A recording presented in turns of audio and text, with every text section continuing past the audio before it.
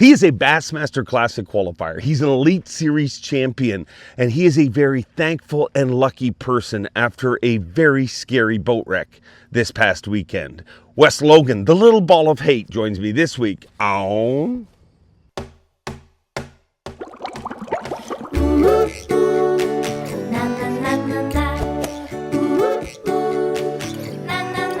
I'm Bob Cobb from the Bassmaster. Welcome to Mercer. Welcome one, welcome all, friends, family, freeloaders, fishing freaks, and of course my humpers. You're all welcome back here at the Awkwardly Honest Fishing Podcast that goes by my last name, which is Mercer. Welcome in the 174th edition of the Mercer Podcast, and I hope wherever you are, life is treating you well. I mean, if you look at this week's backdrop, you can tell life is treating me very, very well. We went remote this week. Our guest and me sat down on the shores of Lake Champlain, and now I am on the shores of the St. Lawrence River. And the bass fishing world has got lots to talk about. I mean, first of all, congratulations to Ed Loughran, the barrister. Unbelievable. He's an Elite Series champion. Got it done by 1 ounce. Him and Chris Johnson separated by 1 ounce. And Robert G, yet again, knocking on the door. I mean, he is going to win an Elite Series event sooner rather than later. I mean, it's unbelievable. This is his third top 10 of his rookie season. And it seems like every time he's in the top 10, he is threatening to win. So congrats to all of them on a great event. Jacob Fouts, a big event, moving up the leaderboard in a Progressive Bassmaster Angler of the Year race, which is nuts. I mean, I'm excited for this week on the St. Lawrence River. You have Justin Hamner in the lead. Chris Johnson has whittled it down to the teens in points. Jacob Fouts in the mix. It's just really tight. If you look at our leaderboard on Progressive Bassmaster Angler of the Year, it's going to be what you want at the end of the season. And just when you think the Rookie of the Year is sewing up, he has led it all year long, Trey McKinney. Well, his buddy, JT Tompkins, comes along and now has taken the lead with 1 point. So it's all going to be a lot of fun in the St. Lawrence River. I encourage everybody who can come out to Waddington to come. Let's celebrate this sport. It is always insane crowds there. It's the former home of the record crowd. So come on over. I mean, there might be history. I mean, if Chris Johnson can pull it off, it is kind of the last Canadian first. I mean, outside of winning Rookie of the Year, Chris Johnson is the first Canadian to win an FLW event, the first Canadian ever to win an Elite Series event, and he's trying to become the first Canadian to win Progressive Bassmaster Angler of the Year. There is so much to unpack this week. It's just going to be a fun week. I'm going to spend the week swimming with the fishes, and then I'll be back, obviously, in Waddington for this week's event. So I hope to see a bunch of you there. It will be a very, very fun time. I can guarantee you that much. Congrats to Ed Loughran. Congrats to all the movers and shakers. It all comes down to this one event left to go. And with all that, we get all wound up always talking about the winners and losers in the fishing world.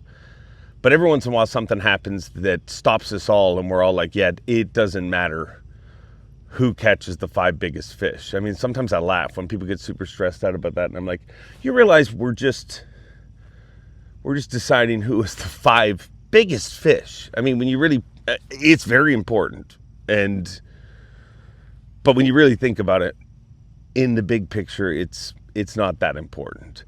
When things go wrong, and things went very wrong this past week with Wes Logan. And that's who I get to sit down with this week. And I just got to point something out. I mean, he's posted the video. What happened is very unlucky, very unlikely, but it happens. I mean, we had a blasting south wind, crazy storms the day before. That's why we didn't fish. And in the north, not all docks are, I mean, they're temporary. They come in and out. So sometimes stuff gets blown offshore, and a submerged dock he hit could have been very, very scary. I think it is a lesson to all of us. I think we should all be putting leashes on our motors And if you don't know what that is, I'll put a link down below. Just do it for your family, for your friends. I mean, if you run a bass boat, it's smart, and it saved Wes Logan's life. But one of the things that drives me crazy is if you go through, I think you posted the video first on TikTok and a lot of places, the amount of armchair quarterbacks that want to point fingers at Wes for how he's driving. I mean, that's insane. These anglers spend as much time behind a boat as most people spend behind their steering wheel of their vehicle. I mean, this is how they make their living. He wasn't doing anything wrong. He was pushing his boat as fast as he could go. Well, that is his job. And something happened. He hit something submerged. And for those of you listening to streaming, we're going to include some video and some gruesome pictures in the YouTube feed. So if you want to see that, cool. If you don't, listen to the streaming version. But Wes really opens up about this. And he didn't say much about it during our conversation. But once I started reading through those comments and everything, get better, world. I mean, people's first reaction when they see anything on any social platform is to roast it. And it's just wrong. It's just wrong. We need to get better. He was doing nothing wrong. It was a freak situation, and thank God he took the precautions of having a leash on his boat. Thank God they got him to shore in a timely manner. Thank God everything went well, and guess what? He was tough enough to sling him over his shoulder and get back on the water, catch a fifth fish, add 27 points to his Angler of the Year total, which it's all coming down to this. I mean, I think that should deserve to be celebrated, rather than people pointing fingers that weren't in the boat, that weren't in the situation, that really just are trying to validate themselves. Be better, people. Not you people. I mean, the people that watch this podcast, they're the best. I mean, they would never, ever do something like that. But some of these other people, I will look you straight in the eye and I will say, get better, people. That's it. I'm getting off the pulpit because guess what? I need to sausage my body into a wetsuit and go swim some wrecks. But I did not leave you stranded. I thought about it. I thought, let's just go fishing. Let's just go shoot underwater footage. We'll do a podcast next week. I would never do that to you guys. Well, I'd do it to you, but not so much you nor you. But you right there, I'd do it to. Without further ado, before I introduce them, get down to Waddington if you're anywhere near. Canadians, I better see a sea of you people. Because I said you people. I'm one of them, so I can say it. But I better see a sea of Canadians in Waddington, New York, because it is going to be a lot of fun. But without further ado, let's sit down and find out what really happened. And we talk about some other stuff. I mean, this is supposed to be 10 minutes, and it goes a lot more than 10 minutes. But we talk about what's been going through his mind this year, how rules had affected him, how a negative attitude affected him, how he changed things, and how it got better. And we throw around some pretty unique ideas on how things could get better in the future with the forward-facing sonar rule. We also talk about the big meeting. We talk about a lot of stuff. I'll stop talking so we can start talking. Without further ado, for the final time, the little ball of hate, Wes Logan. First of all, thanks for doing this. Yeah, thanks absolutely. for being here. Yeah, for sure. I'm glad I'm here to sit here to talk about it. It's crazy. Yeah. We posted the video. Can I turn this way? You can do whatever you want. We posted a video like last night, and like the more people started reposting it, and I'd just be scrolling and see it, and every time I watch it, I'm like, dude, there ain't no way I should be like standing here. But we are. So there's a reason I'm here anyway. Yeah. Tell me bring me through what happened. Yeah, so I was, for people familiar with Champlain, I was right above where the ferry crosses, basically straight out in front of the gut. I was running from the New York shore side, running towards the gut. I was going to go to the inland sea, and I mean, the waves really weren't that bad. Like, I mean, I'm gonna say they were 2.5 footers. I mean, it was bumpy, but I had gotten on top of them a little bit. Like I wasn't kind of riding them. I was probably going. I mean, people like were commenting saying I was running like 80. My boat won't run 80 to begin with, but I think I was probably running high 50s. You know, maybe 60. I just kind of got up on top of them, so I was bouncing like on top of them instead of hitting real hard.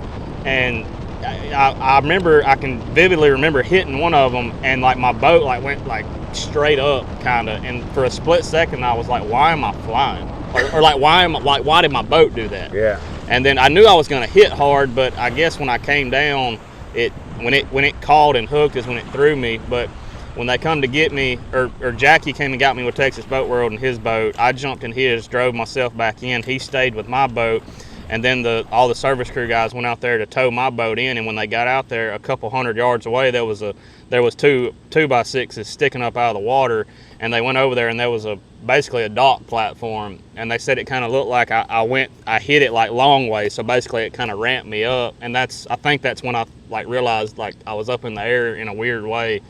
It's just a freak thing, but I mean, it wasn't like I was going too fast. Like I don't really think I did anything wrong. No. It was just kind of a freak thing. And I mean, I know a couple other anglers saw some platforms and stuff out there too that they were, you know, lucky enough to miss. Thank God. But I don't know. It just kind of happened that way. And as bad as it was, the best case scenario happened out of it. How so? Like the result? That I'm not dead. That you're here. Yes, yeah. That I didn't get thrown in the water. Obviously, I had my kill switch hooked up, which Bass requires us before we leave to have hooked up and make sure it's working. And like, I don't know if a lot of our anglers thinks that's like a nuisance or having their life jacket on, but like that's the whole reason. Like they don't do it just because. Like that's the whole exact reason, because you don't ever know what could happen. But yeah, I got busted up pretty good. But like I said, from the way it happened, the best case scenario came out of it. Yeah, it's crazy because, I mean, everyone has their kill switch on during events. You have to. Yeah. There's a rule. Right. But you just think about how many times everybody, I'm guilty of it. We've all been guilty of it over the years. And I hooked a boat years ago, and that's when I kind of really realized how you think you can hold on. There's no way. There's no holding on. Like we talked about yesterday, the power of that inertia, and like as hard as it hits, as fast as it happened. And it was weird. Like I knew what was happening in that split second. Like I knew, but there's no way you could control what you were doing. Like I remember like gripping right before I hit. I was like, I need to hold the steering wheel hard, and like it just like there was no holding on to it. Did you feel a hard impact, or did you just think this is a weird wave? That's all I could remember is like, why did my boat like kick up like that? Yeah. So I don't know if like I just hit it weird, and so we don't know if the engine like came loose when it ramped up like that, because they were, all of us looking at it, they're like, when the boat hit, it should have just kept going straight. Yeah. So, but it makes it seem like the engine may have been loose because when it hit, it spun around so fast, so easily. I mean, obviously nobody will ever know. The GoPro footage only shows forward, but you can tell. Like, I mean, I've drove my boat enough. It wasn't supposed to do what it did when it hit that wave. I mean, everybody's like, you need to learn how to drive, blah blah blah. Like, I spend more hours behind that skeeter than I do anything. Like, I know how it acts or how it hits a certain wave. Like, and that's what I'm saying. Like, in that split second, I knew something didn't do right. Like something. And it could, I think I also thought maybe my prop did something. Like, you can sling a gear doing that. Like, you kind of know. It's just like driving your car. Like, you get it and you're driving down the interstate and something don't kind of feel right. You're like, something's wrong. Yeah. Well, that's how I feel. Like, I mean, me and that boater, I mean, we stay in it a lot. So.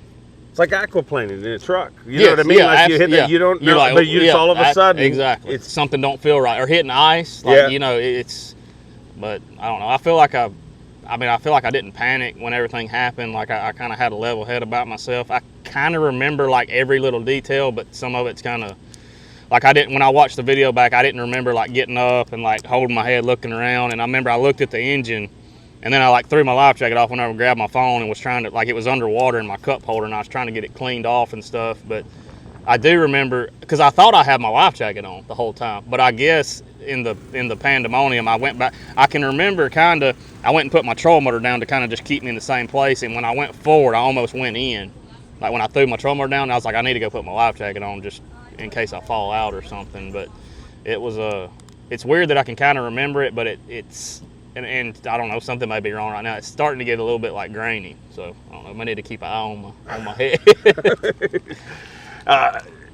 I just think it's a lesson that everybody, it's on social media, so there's going to be people saying you did this, that was like a bad luck situation. Like, how vast this body of water is. Like, literally, you say, I'm going to go to that point. Every time I fish there, it's frustrating because you're like, we'll just go up to that point. And then you're driving 10 minutes later, you're like, we're almost there. Yeah. So it's so vast. That storm that happened, obviously, most likely dislodged that. Yeah, that absolutely. And it's just it's a freak deal. But I do want, like, I had a lot of comments or people messaging, man, how'd you hit something like it had to have been shallow out there? I'm like, dude, it's 150 foot deep in the middle where I was at. Like, it was just it's just like if that dock right there was floating just that far under the water. Yeah. Like, it was just a freak thing, and I don't know. Obviously everything happens for a reason, but that the kill switch, the life jacket, the paying attention, the leash on my motor, like, I think it'll open a lot of eyes and hopefully save some people in the future. Hopefully. That leash specifically, and it's so weird because for a year straight, for whatever reason, I've been like, I need to get one of those. Mm-hmm. And I don't do, I don't fish tournaments anymore. I just, shooting the show and stuff. So I don't put my boat through what you guys do. But you just know that anything can happen. Accidents are that for a reason. Like, nobody ever thought, hey, I'm about to go get in an accident. Yeah, I'm fixing to go hit something under the water. But that thing, I've been wanting to order one for a year, literally. Yeah. And obviously, I'm ordering one. Yeah. And I hope most people who run a bass boat do. Yeah, absolutely. But without that, it's a whole lot different. I'm not going to say what could have happened because only the good Lord knows. But with that engine coming off, with it still running, the way a prop, I don't know, you can kind of explain it. The way a prop turns on a motor, on an engine going forward, when it comes loose, the way the prop's going to spin the motor is it comes up and comes through the passenger side and comes across the boat. So a lot of times in that situation, the co-angler or the passenger gets obviously the brunt of it. Like, if there's many accidents, they're the ones that get hurt the worst. And then that's my situation. When it threw me that way, I would have been face to face with it right there on the edge of the boat. And who knows how it could have happened, but the fact that you can spend a few $100s, and the company that makes it is Precision Sonar. The guy that I know, I'm not sure if he's a part owner or a full owner, is Ryan Kirkpatrick. He's a really good guy. He told me when he called me the other night after it happened, he's like, man, I don't make that thing to make money. Like, I make it to save people's lives. He's like, I tell people, I hope it's the worst $300-something you ever spend in your life and you never have to use it. But in that one instance that you do need it, like that, what's a couple $100 to get back to your family or anything like that? Because it happened in 2 seconds. You never know. Yeah, it's always one of those things that when you buy it, you're like, man, I could just buy a couple of swim baits. Yeah. Like I could get something really cool or something important, but I don't know if there's anything as important on a bass boat as that, for sure. And again, I think all this could have happened for that awareness and save some people's lives, for sure. Do you think that in tournaments that should be something that you have to have? I don't even know in tournaments. I'm thinking more of like required on a bass boat. Like a kill switch is required on a bass boat every time it's built. So like maybe that's something I could look into, like trying to get a movement for like all the bass boat companies, Skeeter, all the other Phoenix, all of them. Like, and they're all great boats. They're all great companies. They all have great people. Like, and they're level-minded people. They don't want people getting hurt. Like, what's another added $300 to a boat price? Like, to put that thing on there. And I don't know. Like, it can literally save people's lives. And we go out there to fish because we love it. Like, we don't go out there expecting not to come back. So a simple 2-piece of rope and a couple bolts and a bracket. Like, it's surely to goodness we can figure out something. Yeah. But I would love for it to be mandatory in tournaments, because here's the thing, like, there's a difference in a guy going out there on a Sunday morning with his kid and his wife running around in his bass boat fishing. Like, he's not trying to get over there as fast as he can and get to the next place, like where we're, I'll say it, like, I'm running as hard as I can to get places. Like, I got 8 hours to try and catch the 5 biggest ones I can, because that's how I feed my family. Do I make the best decisions? Sometimes probably not, which is why I like to have all the safety precautions in place for stuff like that to happen. Yeah. You push things to the limits. And when you get up here, this isn't a great lake, But It's it real is close, pretty close. I yeah. mean, it was for 18 days, I guess, somewhere in the past. Yeah, somehow. that's right. Yeah, But- I don't know how all that happened, but yeah. I think somebody got some kind of grant for it being a Great Lake. I don't know, some political stuff. Yeah. But, yeah, I mean, you push things to the extreme. This obviously gives you sadly, when anybody goes through something like this, gives you a whole new perspective on life. On life, absolutely. But like I said, I'm obviously grateful to be here and tell the story. It could have been a lot worse, but I've had a lot of calls and texts and messages about going back out there, trying to get back out there. Like, he's tough, he's this and that. He's, it wasn't. I'm trying to say this without getting emotional. I didn't want to go back out there for me. Like, so the whole gist of the situation, for people who don't know, I had a decent, coming into it, I was in a decent spot AOI-wise. And I knew if I made a top 50, it was like a guaranteed, I didn't even have to fish at St. Lawrence. I was in. Had a great first day, had 20 pounds. I knew I had a little bit of cushion. And I knew if I could get to like 16 the second day, that would give me 36, 18. It would keep me right around where I needed to be. And dude, everything was going great. Like, I started on that place, I caught 4 real quick. I was like, man, this is like, I got 4 for 13. I'm gravy. I got all day to catch some 4-pounders. And then that happens, and all of a sudden, all I can think about is not letting everybody else down that has put so much into me. Like, they want me to be at the Classic. They want me to do as good as I can, and now this has happened, and I can't even get back out there to catch one more. Because I know, like we talked about yesterday, one bass here is unbelievable. Like, a few ounces is, and now if I could just add one more to a 4-fish limit instead of 5, and I was pleading with the nurses, the EMTs, the doctors. I'm like, please, if you can just give me one more hour to get back out there, I just would like a chance. Like, just and not for me, just for Riley, my parents, my friends back home, like just everybody that's put so much into me. And I mean, somehow, some way they got me back out there, and I ran right to a place, and like my second cast caught a 3-pounder. I'm like, if it wasn't meant to be, I don't know how it wasn't. Yeah, made up 27 points. 27 points. Yeah. That one fish. Yeah. How did that feel running out there? Hurt. Yeah. Bad. So it was crazy. Like, I guess the adrenaline from getting from coming out of the hospital. I don't even remember leaving the hospital. Like, I don't remember how I got in the car or getting here. The first thing I remember is getting out of the car, and I was trying to find Lisa because I was worried about she had to let me check all my stuff to let me go back out. Because I didn't want to just jump in the boat and then something happened. Like, well, you didn't check the so-and-so, it's not going to count. So I was trying to find her. She walked me down there. She was like, are you sure you're okay? I'm like, yeah, I'm fine.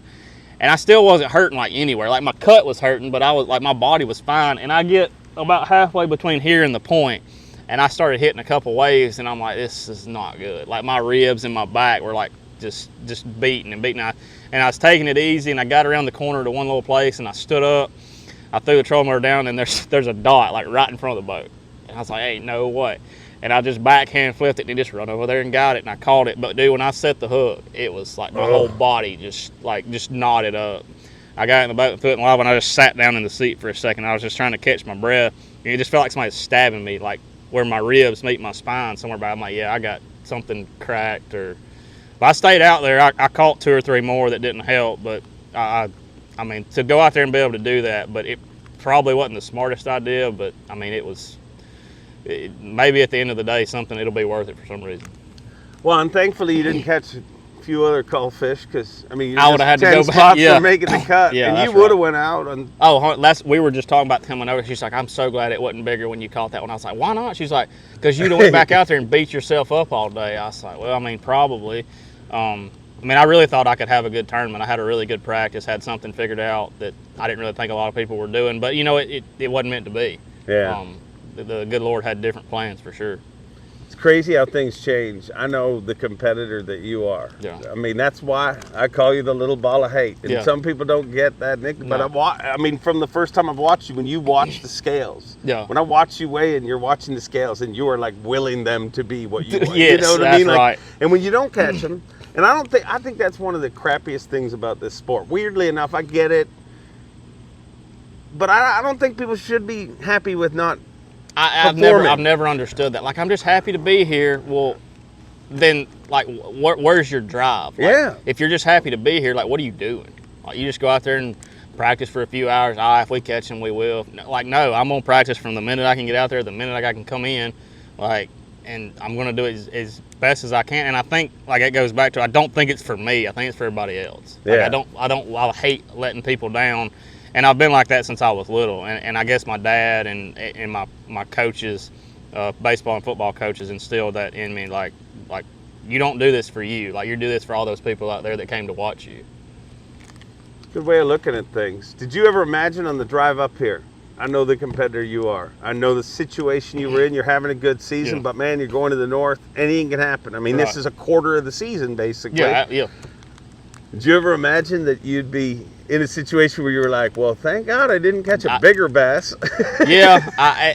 No, to be honest, no. But I mean, I don't think anybody could plan for what happened. Like, I don't know that in recent history anything that's happened kind of to this magnitude. I mean, we've had people with boat issues, obviously, but and we've had some injuries, but it was just as freak as it was, and gory as it was, I guess would be a word.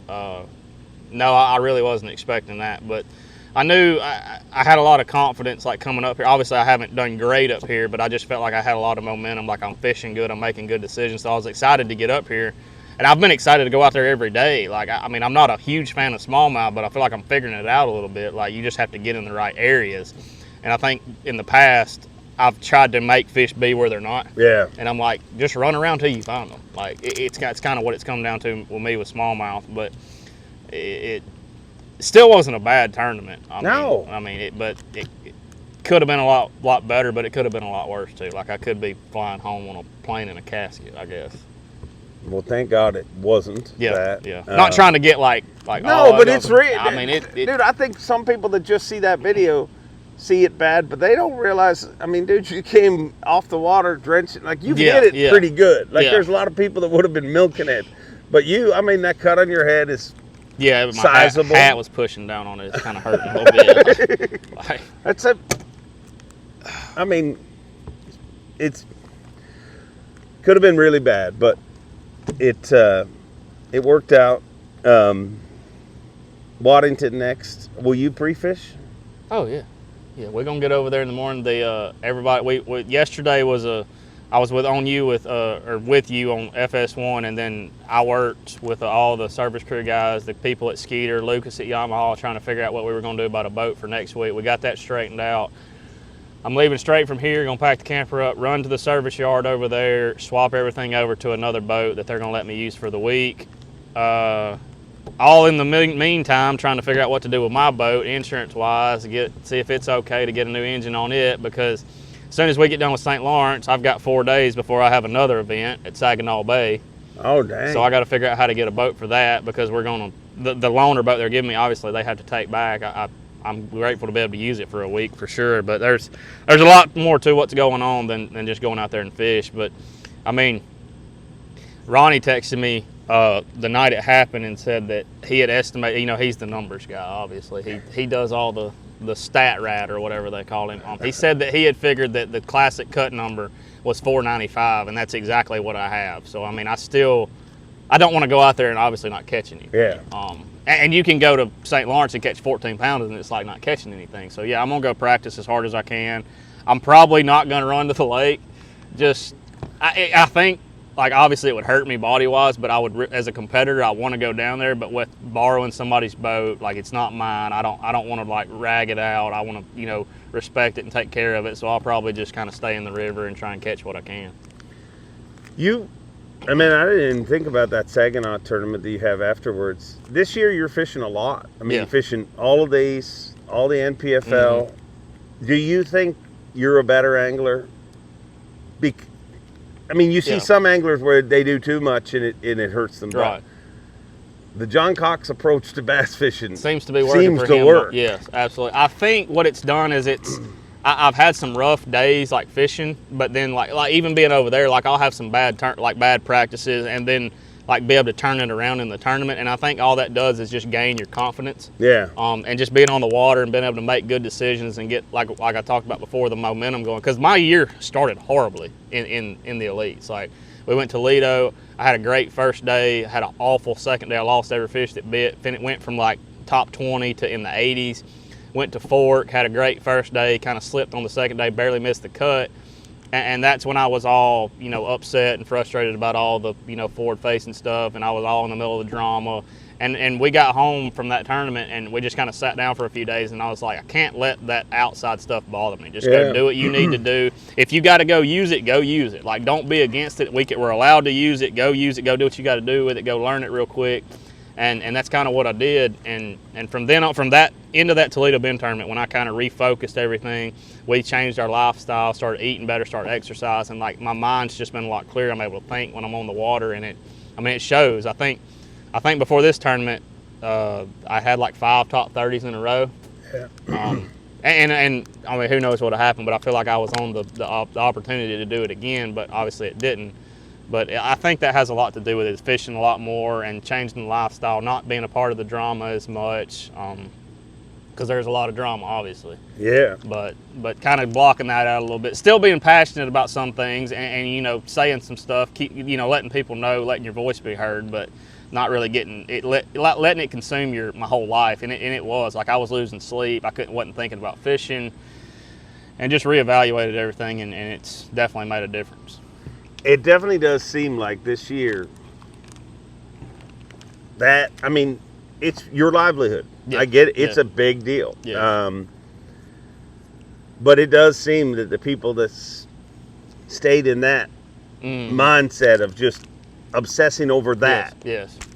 And that's a great word, obsessing over it. Like, I was doing that, and it just, like, it was consuming my life. And I'm like, I was in a bad mood all the time. I didn't want to be around nobody. Like, in any, not even fishing instance, just in general. And there is a few people that I think are still in the middle of that. And I mean, I would just say to them, like, just be you, man. Yeah. Control what you can control. Polnick says that all the time. Control the controllables. Yeah. And I mean, if you're going to take advice from anybody, that would be the one to listen to. Pretty good one to listen to. I mean, it's your job to catch the 5 biggest fish you can using whatever we're allowed to. What you're allowed to. And some people want to call it cheating, but it ain't cheating according to the rules. Right. That's exactly right. Where do you think it goes? Where do you want it to go in the future? If you could make the decision right now, and I know this year it's not going anywhere, but if you said you're now the chairman of bass fishing. I'm glad I'm not. But I don't know if I'm the best person to ask for that, but I mean, I will give my opinion. I think it's an amazing technology. Like, it's incredible. Like, I love using it. Like, it's fun. Yeah. But I don't know that it's great for the actual sport of professional bass fishing. I'm not going to say fishing in general, but professional bass fishing, because I think it's gotten to where you can rely on it too much. Like here, I went all in with it. Like, I know what's out there. I know what's swimming around. I know the tournament's more than likely going to get one with it, whether you're fishing for largemouth or fishing for smallmouth. And it, in the bottom, like the back of my stomach, the bottom of my heart, like I ain't gonna say I feel bad doing it, but it just sucks that I know. And I would go fish shallow for a little while, and I'm like, you go for an hour and catch 3 or 4. I'm like, I could have been, like, every cast I make could be at a dot. Like, so. Yeah. It's kind of hard to say. Like, do we need to get completely rid of it? I don't know. Personally, for me, I'd love it because it would give me an advantage, because I feel like I'm a lot better fisherman just instinctively wise. But I don't want it to be because of a personal benefit. I want it to be for everybody. I want for the nature of the sport to be okay, for the integrity of it to be okay. And who knows? Like, I'm trying not to put my foot in my mouth, but it just. I hate to, like I said, I'd hate to be the guy that's in charge of figuring out what to do, because it's such a sticky situation. Obviously, there's a lot of dollars involved with the companies, like multi-million-dollar deals, sponsorship, stuff like that. But I do think it has taken away a little bit of the reading of the water, the instinctively, hey, seasonal patterns, stuff like that. And you still have to kind of find the areas of where you can go do it. But once you find them, like you got to make them bite. Well, you got about 4 or 5 options to figure out how to get them to bite, and eventually they are. The scary thing about it is I tell people you can't compete fishing anymore, because, you may go have a great day up on the bank. Like, for a perfect example is me at Lake Fork. I had almost 26 pounds the first day, and obviously everybody's blasting. But I was in like the mid-20s, had a good day. Well, in a normal fishing tournament, a long time, or back in the day, you would double the weight and normally subtract like a pound to get your cut weight. Well, now, when we're able to fish for fish that's out in the middle, your weight's not going to go down. You have an unlimited supply of bass most of the time. So those fish that you're catching up shallow or off a specific piece of structure will start to diminish as the tournament goes on. Well, that doesn't happen anymore because you've always got a population of fish to fish for. Now, they may get tougher to catch. You may be beating up on them a little bit, but you never lose like if you do them on the bank or, out of some grass or anything like that. So it's kind of just a weird. I don't think you'll ever see a tournament won like traditional fishing anymore, unless we're in a situation like a Sabine River, like a Coosa River, like where they don't predominantly live out in the middle. Yeah. Which would be any kind of, obviously shallow water, straight up mud hole, stuff like that. Which is, I guess that's okay, but if that's the way fishing's going, I just hate to know that. And one other thing I would like to say, and we don't have to be on the topic no more, is I'm afraid that you're going to lose the guys that are known for, like, have their own brand, if that makes sense. Like, you're not going to, I'm afraid you may lose, like, a Hackney that's going to flip, a Van Dam that's going to shallow crank, a Bill Lowen that's going to swim a jig, a Dean Rojas that's going to throw a frog. It's going to be, well, all these guys have to go live scope to compete, so that's just what they do. And I don't want it to turn into 100 guys out there looking at a screen throwing at dots, and it may not get to that, but if you look at the guys that came in this year, they are committed to it. They're very good with it. Like, they're probably the best ones on tour with it.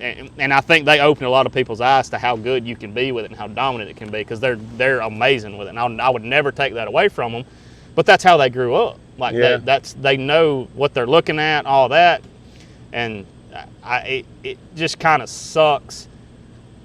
And then you look at it from a money standpoint, like having to get here through the opens, like, I don't know that there's a kid out there that could make it the way I did right now, which was I didn't really have a boat. I was borrowing a boat from a buddy of mine.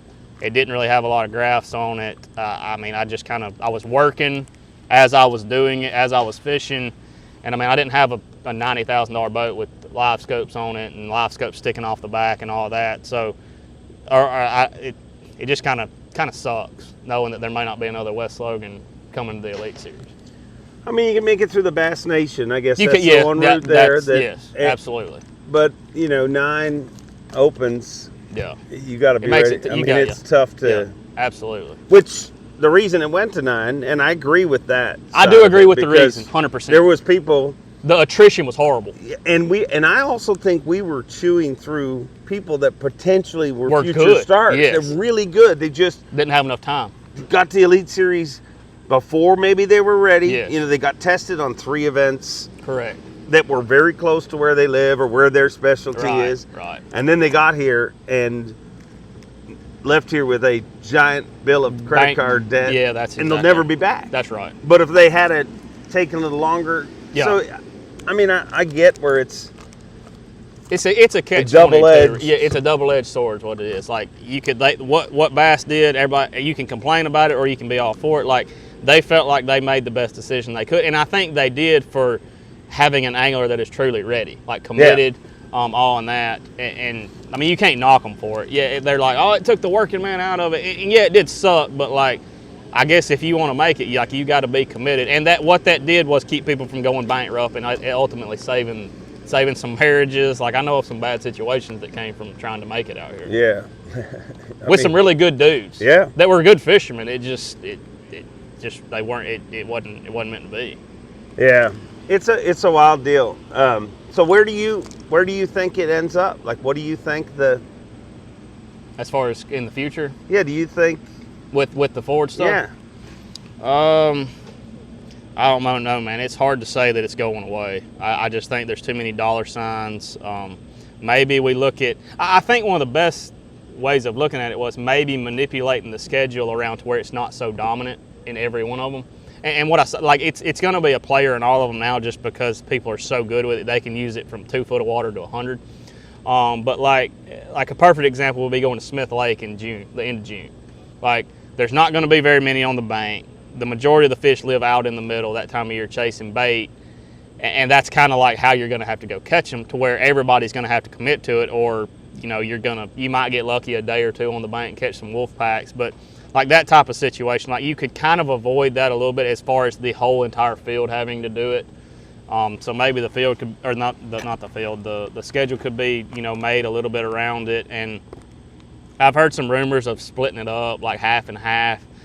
That would be cool, I guess, from an angler standpoint, but I don't know that all the headache and all the stuff, the complications that would come with that. Like, okay, you can have it in this one and not in this one, take it off, keep it on, stuff like that.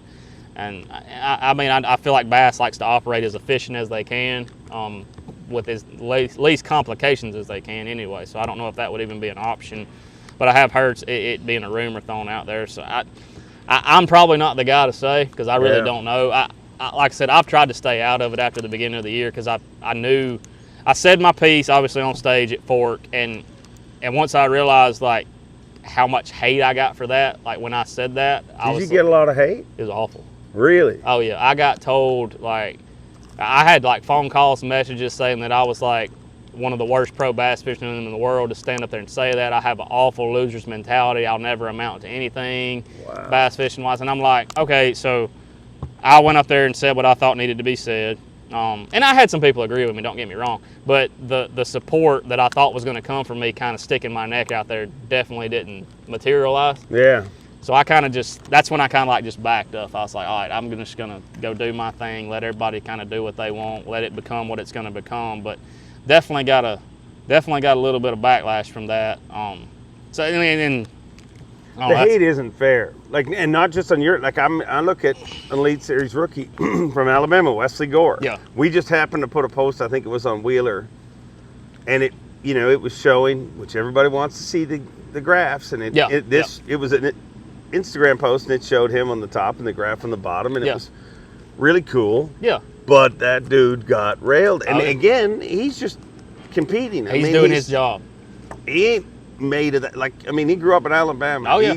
Catch him. Me and Wesley are really good friends. Like we've become. I knew of him obviously because we're live close to each other, and he catches them really well, like with it or without it. I promise you, he doesn't need it at all.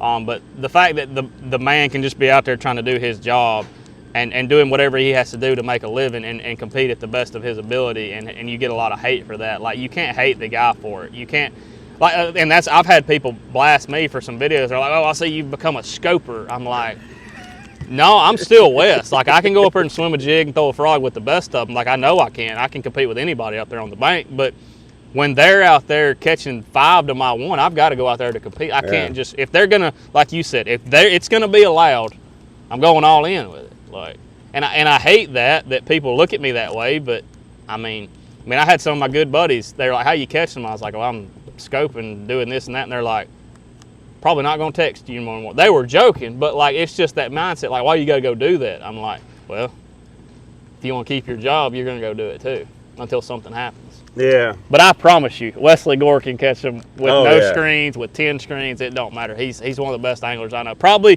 one of the best fishermen I've ever been in the boat with in my life. So you talk to him, and he's no rookie. Like, no, I ran into him last night at dinner, and I said that as soon as he walked. I'm like, dude, that's like talking to Greg Hackney or Todd Faircloth. Hey, we'll be talking in practice, and he'll say something like just like talking stuff out, and I'll just sit there for a minute. He's like, "You still there?" I'm like, yeah, I'm just like trying to process how you came up with what you just said, because it makes perfect sense, but like my mind would have never went where yours went. Like, he literally, there's a few guys that think like a bass. Yeah. And he's one of them. Like, he can like, or he'll get mad at himself. He's like, why the hell didn't I figure this out sooner? And I'm like, I'm just out here trying to get a bite, bro. But yeah, he's going to be a force to be reckoned with for a long time. Yeah. We'll see what happens with it in the future. I mean, I don't know. People think I work for Bass, so I would know.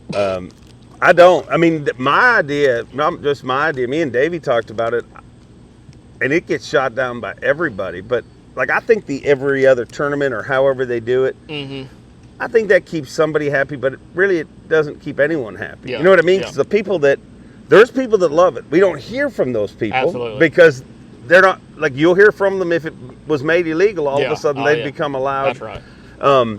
And the people that hate it. So what you're doing is, I look at it like racing. Like, if you're a racing fan and you don't like road track races, you just don't watch those ones. So if you don't like this, You're not going to watch the ones that have it. That's right. And we don't want to give viewers any reason not to watch. Yeah. My whole thing that me and Davey have talked about, and it started with Davey, and we both kind of, and it gets shot down, and I think it gets shot down because anglers are more concerned with how you're going to patrol it.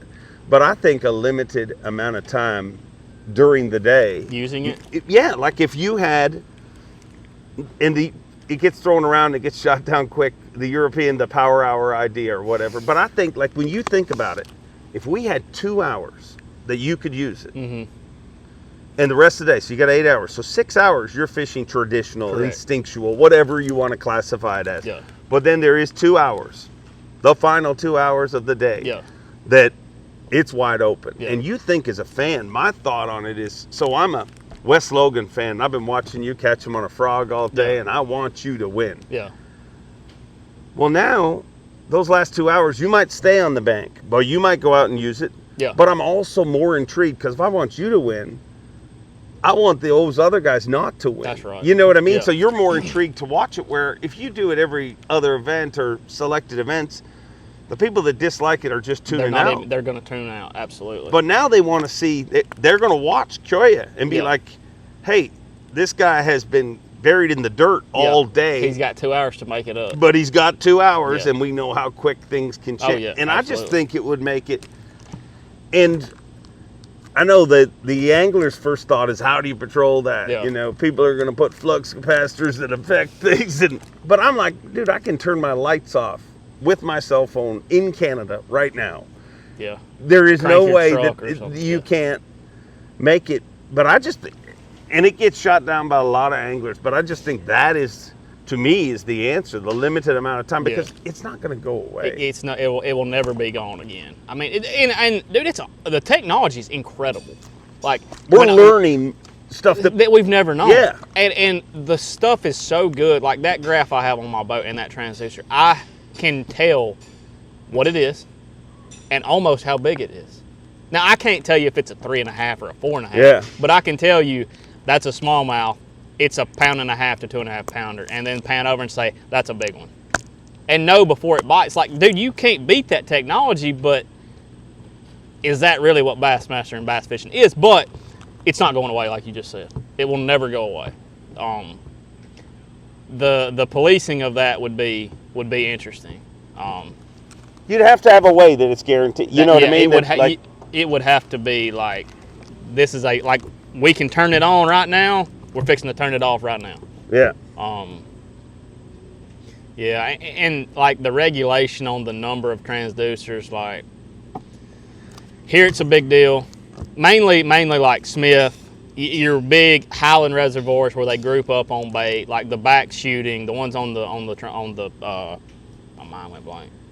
The jack plate, the ones where they can just idle. Like, that's a big deal because you can find them so much faster. You don't have to be up here on the trolling motor panning around burning the trolling motor batteries up. So I don't agree with the ones on the back. I don't really like that. Yeah. And then I know I heard of some guys that have 3 different transducers on their trolling motor, and they have 3 different Garmins up there, and they can see. One of them is the XR, the saltwater one. They can see it like 200 feet. So they'll see the fish at 200. They got another one for like 100 feet to like kind of get it dialed into where he's at, and then actually throw to the fish on the other one that's set at like 80. Yeah. So I feel like that's kind of excessive. Yeah, I agree. It like is. If they want to make it real fair, like and it obviously not go away, just one on the trolling, or you can put it anywhere you want. I don't really care. Put it on a pole, whatever. But with it not going away, like that would be, it obviously needs to be to P to 1 in that case. I wasn't really upset about the ones on the jack plate until I heard about the 3 on the trolling motor. And I'm like, these dudes are looking at 200 feet. Like, that's double what I can see. Yeah. And then they're able to get over there to them. So, I mean, that's a bit of an advantage. And, dude, the price of the money to buy that stuff. Like, yeah. I mean, that's 15, 25 grand sitting on your trolling motor. Yeah.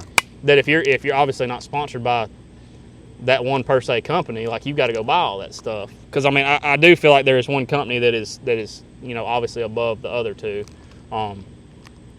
As far as live sonar. And that just changes, though, because you look at Humminbird, what they did with side imaging. Absolutely, yeah. And I mean, that's a crazy thing, because you think of what technology is today. What's it 5 years from now, 10 years from now? And I was going to bring that up. Like, I think there needs to be a cap on it because, like, I've talked to Welcher about it, and he's a really, analytical mind, real straight shooting. He's like, man, we need to be real careful what this could become. Like, it could become into an AI situation where, because AI's in everything else already. He's like, you'll be looking out there, it may be in a pair of glasses or goggles or something, and it'll look out there and say, smallmouth bass, 4.5 ounces. Like, throw this bait at it. Like, and he made a really good point. He was like, just think about, we already have apps that you can put in the water conditions, the time of year, the lake you're on in the region, and it tells you what bait you should, like a preferred bait to throw, a color, like all that stuff. Like, who's to say they can't put that in those graphs? And like, is it really become fishing then? Yeah. So we need to. I would like for it to be careful to not get to that, because that's kind of just like that would be more like a video game. Like, yeah. Where it does suck though, like out there all day looking down at it. Like you get, and you'll hear guys talk about it. Like, I'm just gonna go. Like, I think Robertson said it yesterday on live. He was like, I'm so glad to be up here and not looking at that screen for a little while. Like, you just get a break from it. You can, like, read the dot, read the watercolor, look at see which way the wind's blowing, if there's a front coming in. Like, it does open your eyes when you're not just staring at that thing all day. So, but I'm not trying to be negative about it. Like, I don't want to be that guy. No, we're just having a conversation. It's not, and I just think that, I mean, the fallacy of, like, you got anglers who can only do that, and the anglers that are against it, some of them are great with it. That's not a matter that's of exactly right. Of anything. But that's why I still go back to that limited amount of time, because to me, I mean, I'd be all for that. And you'd see, like, you could almost have different, it wouldn't be an actual award, but you could have, like, the instinctual angler of the year, the guy who dominated all those instinctual hours versus, you know what I mean? Mm-hmm. And you have, and I just think it leaves the education element in it. It allows you guys to feature, who you are. Your brand. You're basically your brand. I mean, because, dude, I don't want to walk around and people call me, like, a scoper. Like, yeah, I'm going to do it, but, like, dude, that's not, like, why do I got to be that? I don't go out there and never look at the bank and just turn that. I mean, there's days where it kills me to turn it on, but I know I got to. Yeah. Like, near the beginning of the year, Wesley was like, we're going to have to teach you where that power button is on that thing, okay? He's like, you got it on your boat for a reason. I'm like, yeah, but I'm trying to go against the grain, and it just don't work right now. But the time limit thing, if you could ever figure out how to truly, like, turn it, like, if Bass could turn it on like a light switch and turn, or some kind of deal like that, that'd be pretty incredible. I think it could, because you have to watch. You couldn't go by people's word. I'll just go ahead and tell you that. No, you can't. That's not gonna happen. You can't go by people's words, but you also can't. I mean, there's ways to figure that. I mean, to me, if we look at ideas and shoot them down just because we say, oh, you can't do that, well. Yeah, that ain't no good. 5 years ago, you couldn't just look at fish on the graph. Exactly. Today. You can't say technology's going to get out of control here, but we can't do. And I just think from a TV end of things, I just think it has a whole, like, it's got, like, all day. We tease that, like, on live today. When we were doing live in FS1 yesterday, we talk about that afternoon bite, that second bite window. Well, now it's, like, legit, like, from this hour to this hour, we're going to have, like... There's going to be some fish catches. Yeah. And it forces the scopers to do the other stuff. And that's what I want to see. I want to see Kyoya do that stuff. Yeah, that's right. And I also, there's a weird part of me that I've always thought in fishing, one of the negatives is if you're a Yankees fan, you have to hate the Red Sox. Yes. Right? Yeah. If you're a Red Sox fan, you have to hate the Yankees. Yeah. If you're a Cowboys fan, you have to hate the Eagles. Yes. We don't have any of that in fishing. We have vanilla. You know what I mean? Where it's just like everybody. There's some people who get bigger cheers, but everybody kind of cheers for. You never hear nobody win and not get cheered. That's right. And I'm not saying I want people booing, but I don't think it's the worst thing in the world. A cool thing happened earlier this year. Ott Defoe did it on MLF, and I saw it, and I thought, man, that's a little moment of magic if you think about it. Ott caught this big fish on a frog bait. It was on a buzz bait at Toledo Bend, and he said, "Take that, scopers." And I was like, "That's the moment." Oh yeah. But dude, I could see a world where if we embraced it and made it part of, like, a segment thing where you would have the scopers versus and that's going to change because everybody, like, in 5 years, technology's going to change, but there is not a 20-year-old I know that dislikes it for the most part. Absolutely not. It's right up their alley, though. Like, they know it. Yeah. Well, Mike Balster was telling me, I mean, he's super analytical on a lot of things. Absolutely. He was telling me about polls they did at collegiate events were 500, and it was like 97% for. Oh, my gosh. So that's where I also say, where people say it's going to go away. It's No. Youth is undefeated in the history of mankind. That's right. It's like saying backup cameras are going to go away. Yeah. People used to get in fights, and now Yeah. I don't know how to back up if my backup camera stops working. Yeah. That is kind of scary. Like, that comment right there, like, I don't know how to back up if my camera quits working. Is there some guys out there that are like, I don't know how to bass fish if my graph quits working? But again, if it's limited, He's gonna have to figure it out. so that dude, if we do every other event, Yeah. that dude's gonna hammer him. If that's all you are, He's gonna hammer him half the year. half a year, Yeah, he's gonna be hell to handle. and then the other ones, he's gonna struggle. Yeah. But why not open? And again, I mean, it's been shot down by many people, and I'm sure in the comments it'll get shot down by some others. But I think if you really think about it, to me, that's the answer. It's a great solution. I do really like, because here's the thing, like, if you do the half and half, like, what's it really gonna accomplish? You know what's about to happen. The guys that are good without it are finna catch them. Yeah. And the ones they don't, but it's just gonna reverse the next tournament. Yeah. Like, all it's gonna do is like, well, I told you so. Okay, we already knew what was probably gonna happen. And you're gonna have a bunch of people say, oh yeah, but if they had it scoped in this tournament, it would have been this much. Or if they had it, wouldn't have won it with that. Right, exactly. There's going to be an asterisk by all of it, and like, and going into it, you know that's going to happen. Like, you could almost pick a handful of guys going to catch them here, not going to catch them here. But then you do have that select few that are just great anglers in general that catch them regardless if they got it, if they don't got it.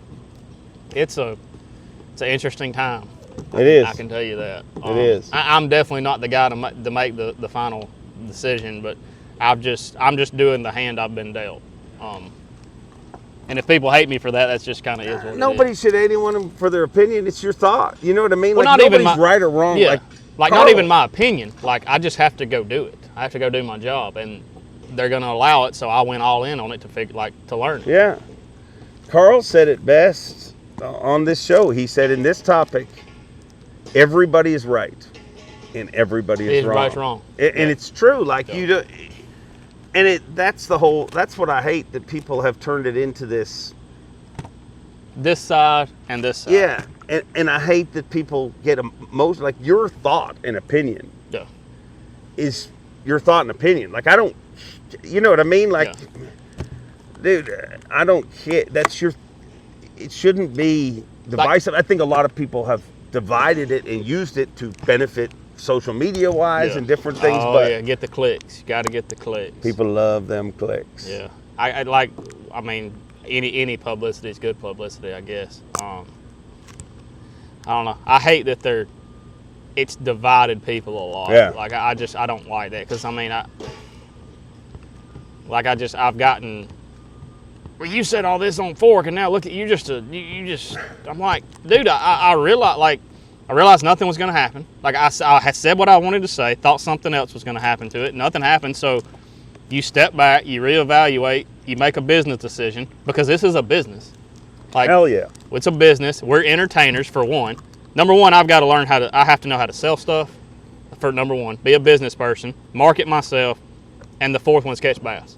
Yeah. Because if I'm not catching bass, I can't sell product. If I can't sell product, there's no logos on my truck and boat. If there's no logos on my truck and boat, I'm not sitting here talking to you. You're not going, unless you're just have a family that's got it, you can't survive out here without the companies. And you've got to be able to sell the stuff that those companies sell. And the more fish you catch, the better you do, the more exposure you get. All in all, it's just a better situation. So you figure out how to catch as many bass as you can. Yeah. The weird thing that I think about it is, I think nobody stops to think, like, and I say this all the time, but people that watch podcasts like this, they like these discussions, but really they just tune into this stuff because they got real problems in their real life. That's right. They, as tough as it is to make it on the Elite Series, and it's tough. It is not an easy route you've taken in life. No. It's still their dream when they're looking at the life you're living. And that's what I think when you look at, that's why I hate that the group has become divided a little bit, because Man, this is, I always feel the classic is a weird thing in the way that, like, we all grew, I mean, you grew up in Alabama, so it's probably a little easier for you. You're younger than me, but I remember, like, I had Hank Parker's picture in my locker in high school. It was a Humminbird ad, and he was holding the classic. It was so crazy, but I remember that was weird. My friends made fun of that. But then all of a sudden, I went to this classic one day, and all of a sudden, all the people like me were there. Oh, yeah. And that's, I think, everybody in fishing, that's why that's such a special event. Yeah, absolutely. And speaking of everybody making fun of you, man, I can remember, like, we would have a football game Friday night. Like, I played football and baseball, but all my buddies would go out like that Friday night and go, oh, come on with us. I'm like, I got a tournament in the morning. And about 3 o'clock, I'd be at the gas station. They'd be coming back. Oh, you going fishing, blah, blah, blah. They'd be, you know, doing whatever you do on a Friday night. I ain't going to get into all that. But it's funny how everything's kind of taken a turn, and now they're calling me like, man, it must be nice you get to go fishing all the time. I'm like, yeah, but you remember when you were out messing around, I was working my butt off trying to get here. Yeah. So don't punish me for having a dream and a drive to get somewhere. But I do think sometimes I would like to say we do, us as anglers, sometimes take it for granted that there's millions of people out there. No, I wouldn't say, there was a bunch of people out there that would trade places with us in a second. Oh, yeah. Now, they obviously don't know all the ins and outs, and it still is a job, but we are still living people's, like when I go to local tournaments, they're like, man, I would give anything to be able to go do that. And I understand that because, I mean, a lot of them go sit in a cubicle all day and love to watch you on Bass Live and pay attention to Bass Track so much. And I mean, I guess in the world we live in today, if we can just have a little bit of glimmer of people to block all that other stuff out and just focus on something cool like bass fishing, like the drama can kind of go to the wayside, I hope. Yeah, and I think one of the negatives too is people always, it's gotten into this, well, it's not like golf. It's not like, no, it's not. No, it's None bass of it fishing. is. You can't compare anything to bass fishing. In fishing in general, like tournament anglers get stuck thinking, well, it's just tournament fishing. Well, if I hosted a TV show about football, about baseball, about golf, about anything, the networks would buy the show from me. I wouldn't have to worry about sponsors in most situations. I make a fishing show. I have to buy the airtime. I resell it to sponsors. But again, so if I were to look at it like that and be like, man, if I did my job in the NFL, do you know how much more money I'd make? Yeah, lots more. Yeah, absolutely. But I didn't fall in love with that. No, I'm a crazy Chiefs fan, but this is what I love. That's right. And it, like, you can't hide the passion for it. It's like people like I love watching college football. Like I love it, and I'm a little bit passionate about it because I'm an Alabama fan. But the passion that I have for this, and it is my job, but like I want to go fishing every day. Yeah. Like I just want to go, and I don't know if it's because I want to learn more, because I want to be the best or get better, but I just love being out there. And as soon as I'm not out there, I'm thinking about the next time I'm going out there. And there's a lot of people like that out there that aren't even like worried about being on the elites. They're just bass fishermen. Yeah. Or fishermen in general. It ain't even got to be for bass. Like I don't know. And seeing, like, I'm not trying to go down another rabbit hole, but the kids coming up to you, like I have a few kids at home that are like 5, 6, 7, and they're like obsessed with Wes Logan. Like he's the best thing to ever walk the face of the earth, and I'm like, man, I'm just a dude. Like I'm just a guy. I put my pants on one leg at a time, just like everybody else. But to have that ability, to have that, you know, connection with everybody, it's, I don't know, it's an amazing platform that obviously Bassmaster's made. Who was that to you growing up? So, God, you done hit me where it hurts now. So there's and obviously there was the professional anglers. I really looked up to Denny and Hackney because I grew up on the Coosa River. Like we flipped jigs and stuff when all that was going on. But there's a guy that didn't grow up, fished around the house at Neely. His name's Terry Tucker. He fished FLW back when it was in the heyday, like the good days, and was really good. And like he's the one that like got me into like traveling. Like I first traveled with him back in like 14, 15, and 16. And he just got diagnosed with 2 brain tumors 6 months ago. And I saw him the other day, and I mean, obviously he don't look good, but I mean, he just told me, he's like, I'm proud of you, dog. And like, just him taking the time to like take me everywhere. Like we traveled like all around the Southeast in the Toyota or Costa Series at the times, in the Opens, and like he was one of the guys. Like he was like he fished that FLW time around when Dudley was doing so good. Like he fished all that time, and I mean, I would not be sitting right here at this table if it wasn't for him. Like, my dad helped me fish, tournament fish and all that, but from a professional traveling marketing business person, he taught me more than anything, and that was pretty much my guy that I looked up to. Yeah. It's cool. I think I think sometimes people need to remember. You know what I mean? That's what I mean, and I think something like what happened to you this week helps you. Everybody goes through, you know what I mean? Like I remember when I was a little kid, I used to think, man, one day I'll get real lucky and I'll go through life and not have any issues. And that's, ain't nobody that lives that life. Like if you haven't had issues yet, they're gonna happen. Yeah. Whether it's you, your family, people you love, it's a sad part about life, but. Yeah. But you can't go through life expecting something bad to happen either. Yeah, like every day, like, okay, I wonder what's bad about that. Like, you just gotta. And I think that's got a lot to do with the faith and the good Lord and stuff. Like, whatever, because, I mean, we've got a lot of stuff going on right now. Like, my parents just had to leave last night. We've got some really bad issues with my granddad. So they're having to drop 20-something hours home. But, like, he's never going to put more on your plate than you can handle. Like, you may, like, feel like what is going on? Like, I just about died 2 days ago. My granddad's had a real bad stroke. What is, but... I mean, just keeping faith in him and knowing everything happens for a reason, everything's going to be okay. And I mean, I think if anybody could take something from this podcast, like, don't be expecting something bad to happen, but know if something bad happens, it's never going to be more than you can handle. You'll make it. Yeah, it's going to be okay. Like, it may be awful, but just keep your head up. It'll be all right.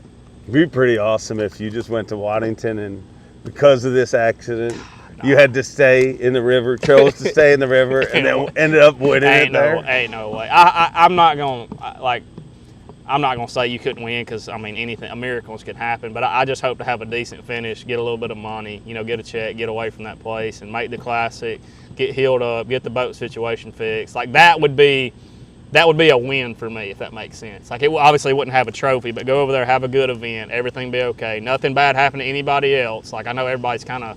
I don't know that everybody. A lot of people are on edge, like, just kind of. It's a tough tournament. Yeah. I mean, long run. Well, I mean, it is. I mean, anything can happen. Just, I hope everybody's careful. But that would definitely be a win for me. Have a decent tournament, get back home safe, get everything else figured out, and go from there. And see you in Texas. I really hope. But I think we've about made it. We just got one more. Dude, I appreciate you taking the time. And I knew earlier this year we never had a conversation about what you were going through, but I was standing on the stage with you at Lake Fork. I didn't know how you feel. Yeah. But I hope people can learn from that part of it too, because it is. I mean, I had that conversation with several anglers this year where they got in that, and I'm like, I made the example of, you know what, my job wasn't near as cool during COVID. Yeah. When there was nobody in the crowd. Yeah. I mean, I'm a weirdo. The two places I feel comfortable my whole life is on a boat or talking to crowds. Yeah. And I feed off that crowd. And when there was no crowd, it wasn't near as cool. But me bitching about no crowd ain't gonna fix anything. Wouldn't have made it any better. Yep. I just thought, well, this dude's about to win, and I need to do everything I can to try and make that moment as much as it could be or should be. Yes. And I think that a lot of people can learn from that. Because you literally just made a decision. I mean, Polnick again. Yeah, I mean... why aren't you depressed at certain things? Yeah. And I remember he said to me, well, because every day I choose to be happy. Yeah. And it really is like... yeah, it's your choice. Yeah. Yeah, I mean, I the fork thing, like, I went off emotion a little bit. But obviously No, not you. But I still, and I probably credit this a lot to Riley, when she sat down and got my head straight. She was like, you can't blow up about every single thing like that. Like, yeah, you said your piece. The support really didn't back you. So let it go. Like, go do your deal. If somebody asks you about it, give them your opinion. But you said what you needed to say. They know how you feel. They know where you're at. Now go do your job. It's business. Dude. Like, when we left to come up here, she was like, I was kind of not panicking, but I was like, I think I don't know what I need to do. I don't know if I'm going to go do this. She was like, it's just a business trip. Yeah. Go make business decisions, do what you need to do, and go get the job done. Well, dude, I know this isn't the job you expected it to be this week, but I think you've... I mean, Gussie posted, I'm ordering one of those leashes. You know what I mean? I think, dude, I bet we talked about last night. I stopped counting at like 80 comments. Just ordered one. Or they would send me in the messages a receipt of where they've ordered it. Wow. I mean, it obviously, like I said, I keep saying everything happened for a reason. But if we can get those, if it just saves one person, yeah, like it was worth me getting my head smashed. Dude, I appreciate you doing this. I appreciate you doing FS1 yesterday. You know what I mean? It's the job, man. No, but that's... But like it is. Like, that's what we're here for. Like, you asked me to be somewhere. Any chance that I can get on a camera, my companies that I work with are going to appreciate that. Like, that's the whole reason we do. Like, yeah, I've never understood, like, I'm just a bass fisherman. I'm going fishing. No, Hammer. No, dog. You got to sell stuff. You got to sell yourself. And if I can stand up and walk and breathe, and somebody asked me to be somewhere, I'm going to be there. Like, I was supposed to work the Yamaha booth yesterday. I went over there for about an hour. And Lucas was like, what are you doing? I'm like, I'm supposed to work every tournament if I don't make the cut, so I'm here. That's a critical part of the sport. And the weird thing, you got people who are like, man, I just want to fish for a living. I don't want to do anything. Dude, if you could just fish for a living, just from tournament, and there's certain people guys that certain can. Times they do. Yeah. But if that was how you make a living, why the hell do I see KVD doing everything he does? Yeah, exactly. I mean, because if anybody has made enough financially from winnings, it's him. Yeah. $8 million in winnings, which is ridiculous. Never. I don't know that that'll ever be touched in the era that he did it in. Like, as dominant as he was. Oh, he was more dominant. Like, people compare him to Tiger Woods, and he doesn't like that comparison anymore. He used to like it, not so much. I mean, people are liking Tiger now. Yeah, not back then. No, but. He was more dominant. Like, when I first started on the elites, dude, that's when he was fire. And I remember, like, top tens and watching weigh-ins and watching anglers waiting for the top 10, and they're got that, I made it. Then they see Kevin sneak in, and you, literally just see, like, he owned their soul for a number of years. Oh, yeah. And in those classics, man, like, dude, I mean, rest his soul. I mean, I never really got to meet him that much, but Aaron, like, dude, Van Dam would just slip in there every time. I'm like, that dude cannot be stopped. No. Incredible. And Aaron. Amazing. Just as dominant almost, pretty much. In a different way, I feel like. Yeah. I mean, incredible dude. Both of them are incredible guys, for sure. But I would give anything to go back and fish during that time. Like, if I was, like, in that. I feel like that was the heyday. Like, that was the guys. And I mean, the guys that are the 10 right there and the other 90 that are at Waddington right now, I would put them up against fisherman for fisherman, anybody out there. Like, I know, like, people ask me, like, what about so-and-so? I'm like, look, dude, I'm out there every day on the same water they are. Those 99 other guys are the best to ever do it right now. Yeah. You don't want to compete against them, I promise you, because they're going to figure it out, they're going to find them, and they're going to catch them every day. Yeah.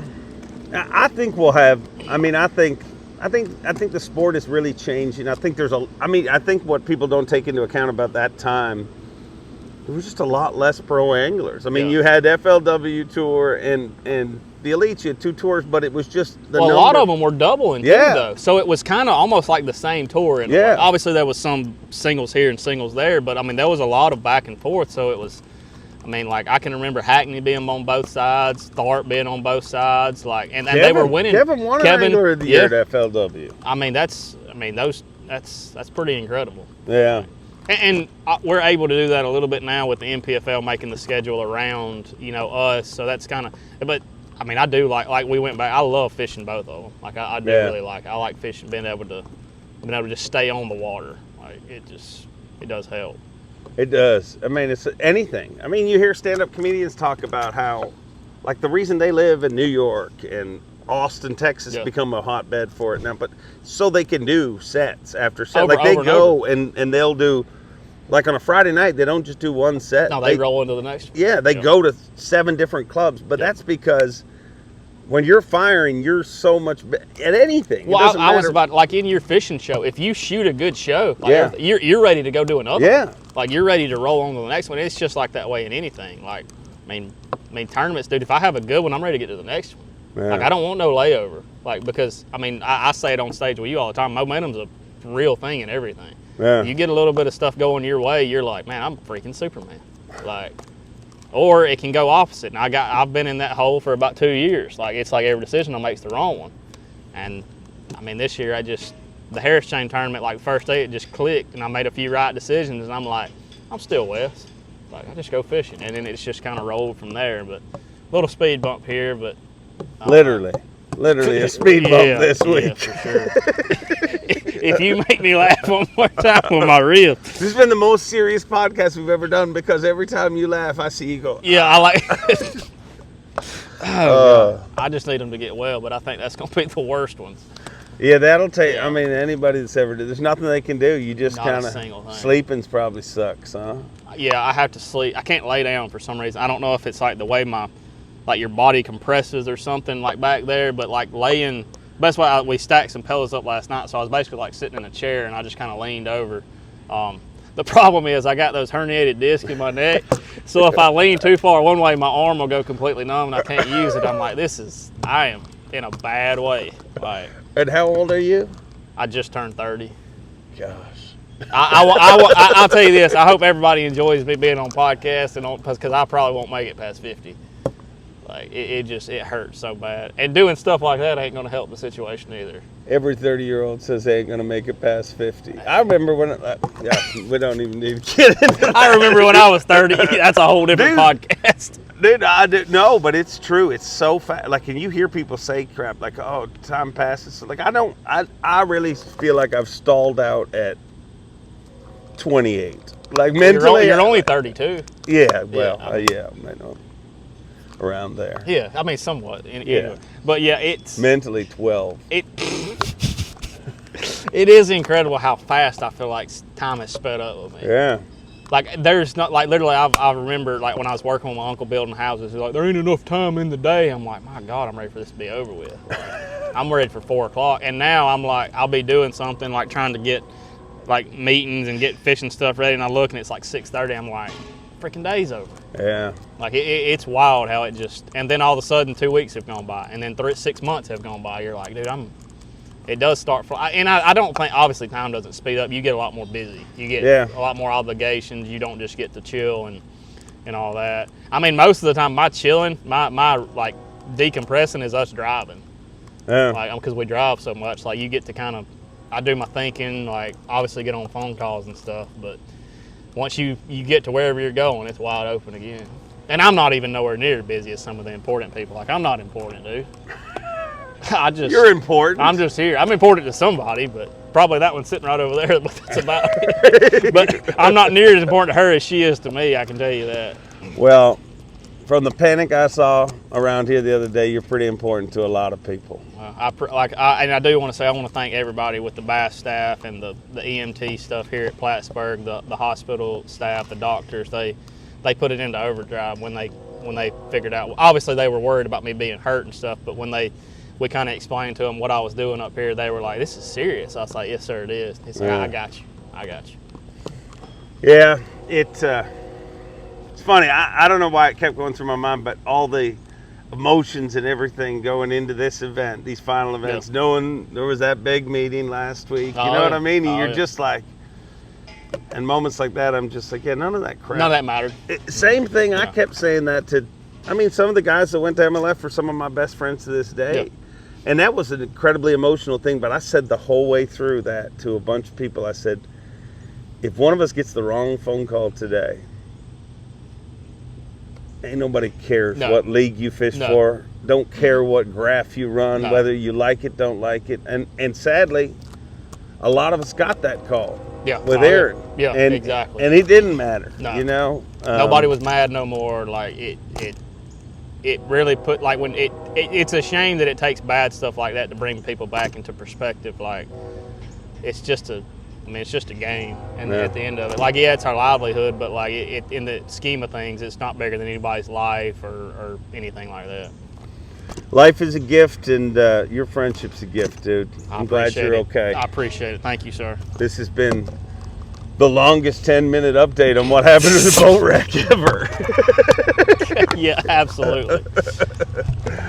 All right, so just go in Waddington, and this will be super cool. Hey, like I said, you know what a win's going to be for me. If we're fishing on Saturday, boy, we've done something at that place. Because I've been there for 5 years, and I've never finished above 59th and not above 51st.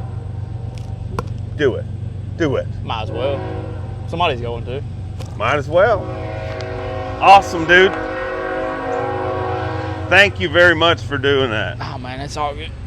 Great stuff from Wes Logan. I thank you for joining me on this remote version of the Mercer Podcast. And as always, make sure to like, comment, subscribe, give us reviews in the streaming service. Help us stroke the algorithm. Enjoy Bean. Have a great week. I'll see you guys in Waddington, New York. And until next time, Bob Cobb, take it away. Thanks for watching. Please like, comment, and subscribe, because Bob Cobb of the Bassmasters told you to. You hear?